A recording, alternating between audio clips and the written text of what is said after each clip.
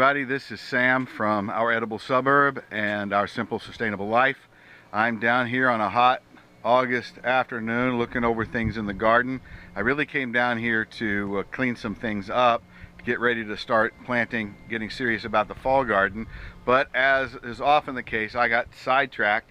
I am over here today. I decided to try a new hydroponics experiment, and I wanted to share that with you so that you can see what I'm doing, and we'll try and test the progress of this all along. What I got here, I'm going to try to kneel down here.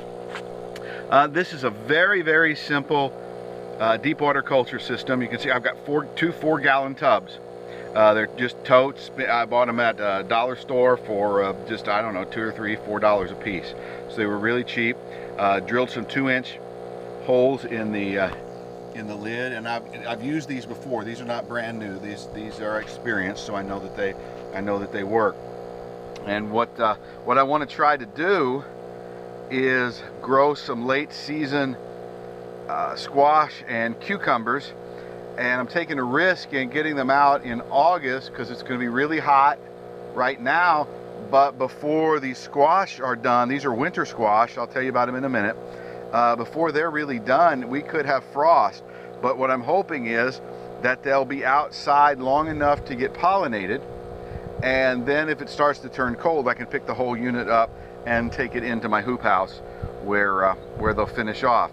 Now I want to show you what I've got and show you the challenge that I'm having right now. I've got over here on this side over here, what we've got here in what I would call the back, those are cucumbers. Now those are parthenocarpic cucumbers called Socrates, which means they don't really need pollination. They can do without it, so I can move them inside if I need to.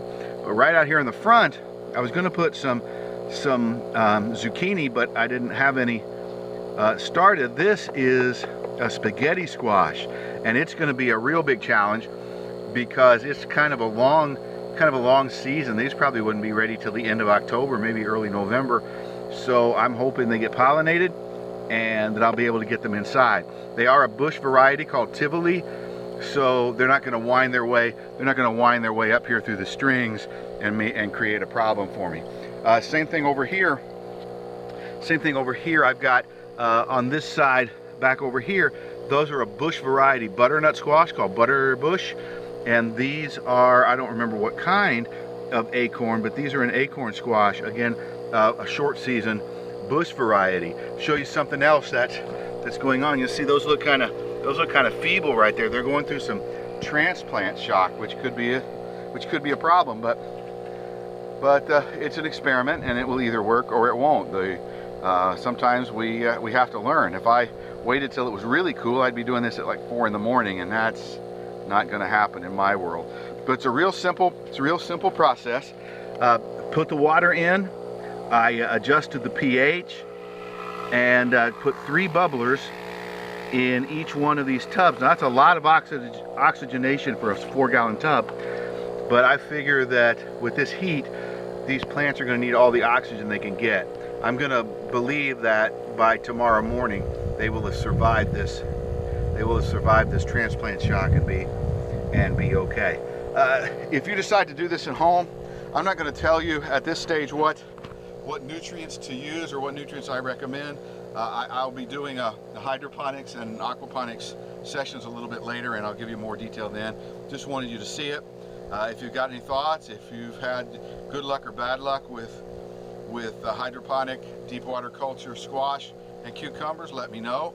I've never done that before. I've grown a lot of things hydroponically. I've grown a lot of squash and a lot of cucumbers, but I've never done it this way before. I'm looking forward to see the results.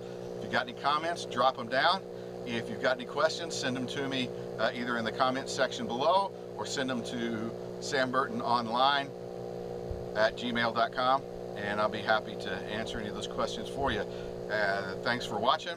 Have a great week, and we'll talk to you next time.